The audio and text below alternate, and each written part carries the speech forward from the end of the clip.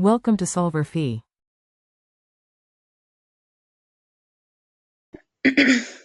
So this is a great question.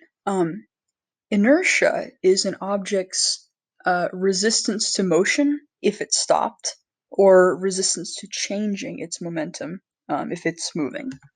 And really, we know that linear motion as well as circular motion is governed by Newton's second law, and that is just the old F equals ma. We've always known.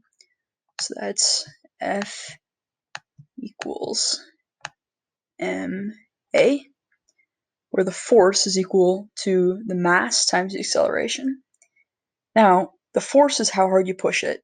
The acceleration is basically how fast it flies after you push it. The mass is the resistance to it accelerating, right? So you can think of mass and inertia as being the same thing. Now, moment of inertia, that's the thing that we call I.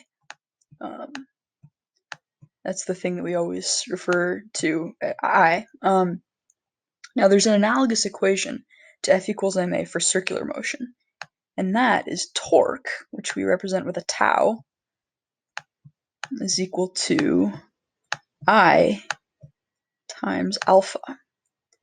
Now, alpha is the angular acceleration, and then torque is, analogous to force. It's kind of the force you push something with times how far away from the point of rotation you push it at.